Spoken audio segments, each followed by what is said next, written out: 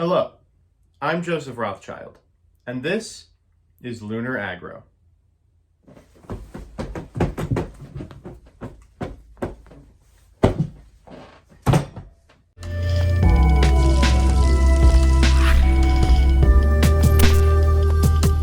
Good afternoon, my Cracker Tugas. I'm MBT, and this is 20 Spirit Testing. We are now a few weeks deep into the Moonrise meta, and I am so happy to report to you that it's happening. Game plan decks are largely outpacing good stuff lists, with the one exception. The mid-range pile that just won't die and had an incredible weekend at the most recent webcam event, presenting Lunar Aggro. I am ready to put on a show!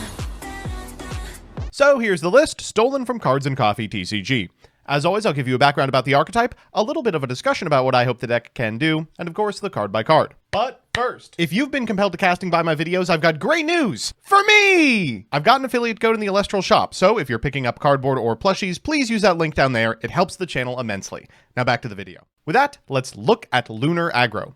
Lunar Aggro is a list of small synergies that's largely playable because it contains two of the most efficient Elestrals since Astrabbit, Nobby and Werepup.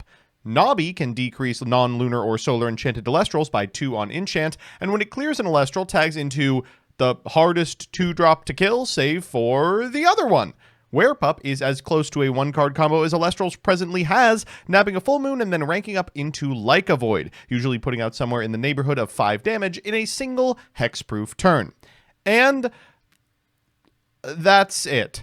Those interactions are good, but they're nothing to write home about. The skeleton of the list is the same as the skeleton of 5s. Astrabbit, Elechick, Eddie, and the old Counterrune suite, sans PTA because of some awful interactions. If it ain't broke, don't fix it, I guess. Will Astrabbit Pass remain the top contender for another format? Let's find out. So with that, let's get into the card by card. First up, surprising no one, 3 Astrabbit, 3 Eddie, 1 Elechick, and, okay, this one is a little bit surprising, 2 Galaxy. Galaxy is strangely positioned during this metagame. There's a lot of negation, which means that its effect is kind of suspect, but a lot of decks have a really hard time getting over this without something like a Spectrus, and it certainly helps that it resists all of the removal suites that people are currently playing. We're on 3 copies of Nobby, which when it attacks over an Elestral that it has decreased, it can rank up into a Doppelgator. This also has an Ascension condition, but you're never going to meet it. Importantly, it just shrinks the entire board and shows up in your opener.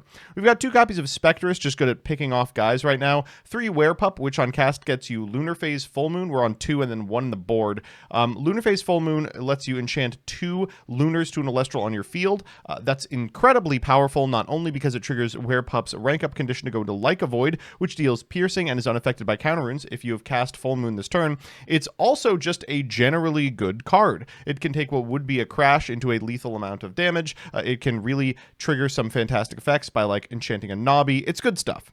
After that, we have a Earthquake, 2 Tsunami, 2 Zeus, 2 Hurricane, 3 Ambrosia, a Resting on Your Laurels, 2 Altar, triple Shield of Achilles, and triple Gorgon's Gaze. For the boy math, we're on 1 copy of Lycaris, 2 Teratlus, 4 Leviathan, 5 Zaptor, and the rest Owloon. This looks fine, but unfortunately it is a little suspect. With that, let's check out a game. Our match is up against Blizztricks, and I'm going to be completely honest with you, this is probably the #1 matchup I am horrified of. We've opened Astrabbit, which is cool, but we found Like a Void off the Foretell, which is less cool. Back row is fine. I think I am going to set 2 and just play a little bit into a copy of Hurricane. Maybe we will play a little less by setting the Tsunami and retaining the Gorgon's Gaze in hand. This is a good enough Hurricane that I expect my opponent will take it if they have it. They're going to go instead for an Avalanche, and my worst fears are confirmed. So the deal with Blizztricks is that this has the potential to high roll the hell out of us. Snowlet is not a high roll, so that's pretty good news, but it does put the requisite amount of guys in the graveyard for a Morlith, which they will cast now. They're going to go for the effect of the Morlith to mill 5. I'm kicking myself for not setting that Gorgon's Gaze until I see their mills, which are terrible. Okay, well, theoretically, they can get over the Astrabbit here. I don't really have a good answer for the Morlith, so it's very possible I just let it happen, and the set 3 shows me that it's unlikely that there is going to be any sort of Hurricane in my future. I'm going to go ahead and return that to the hand because I can get them to commit to it next turn and then Gorgons them. Let's cast out this second Astrabbit and see if we can't get something going. And okay, the full moon is maybe something. Let's just go ahead and set that. Then we'll see if we can't get in for 2. Really, really important to pressure these Blizztrick decks really quickly and efficiently and constantly, because they will turn the corner on any given turn if they are given the opportunity. Down comes the Morlith. Of course, it's going to be met with the Gorgon's Gaze, but this is a guy we have to remove. I mean, 6 is really big here. We have the Eddie to switch it to defense position, but nothing to contest it. Werepup's great here. Werepup does not only get us the other copy of Full Moon, theoretically we can rank up onto a Like a Void until I see the Gorgon's Gaze, and Gorgon's does so much here, not only because it negates the effects of the Werepup, it also prevents it from ascending, which means that we can't get to Like a Void until our opponent's turn anyway. They're going to hard make an Asprowl from hand here, and then they're going to try for the effect of the Asprowl. That's probably worth a Gorgon's Gaze again. They are really, really low in spirits, but we're not much farther back just because we have spent so much on this negation. So now what you see is what you get. They're just top decking from this position. We got to find an out to the Asprowl, and unfortunately we don't have one. This is not going to be able to do it. We will Full Moon here to go into a big ass Like a Void, and then theoretically we can maybe Eddy the Asprowl to defense position, but it is met with a Gorgon's instead. That's a Gorgon's on the Werepup effect in Limbo, which occurs on a new chain, which means it won't be able to rank up into that Like a Void, and this Eddy is going to do absolutely nothing. We probably don't even deploy it this turn as a result. It really sucks knowing the Werepup is going to go, and that Full Moon is not going to do what we want. Last-ditch effort to find Earthquake here, and unfortunately we don't, although the Altar of Stars might buy us another turn. I thought about the Hurricane here, but I think probably we don't want to put them on an Asprowl and a Dream. They've milled so poorly so far that I imagine the next mill is going to be crazy. I guess we'll all see that together. 1, 2, 3, 4, Cedar Soar and Blizztricks. Okay, as bad as it could possibly be. So they're going to cast both the Cedar Soar and the Blizztricks here.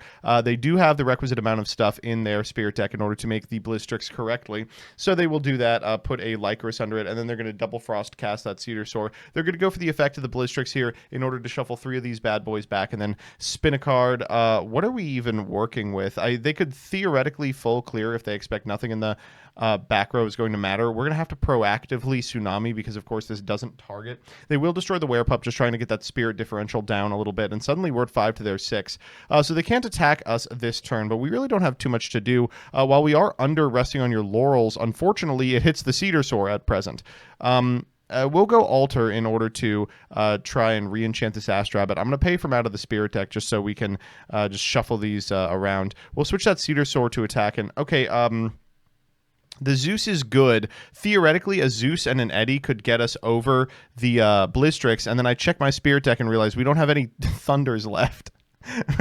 We're too low too quick. Okay, so we're just going to take Ambro in that case. They have back row anyway, which is irritating. We're going to go for the Spectrus here. The Spectrus clears the Cedar Soar without having to expend this Eddy. We're going to go for the Ambro. I guess it's probably worth like putting back some number of Zaptor in case we find the access to the Zeus later. But from here, our outs are pretty few and far between, especially after the shield. This means they're not only going to be able to get in, but an additional guy will get in for a ton of direct damage. And I think they are just going to go ahead and fire that Blizztricks effect here, get one of these rabbits off field, walk over and hit us for a ton.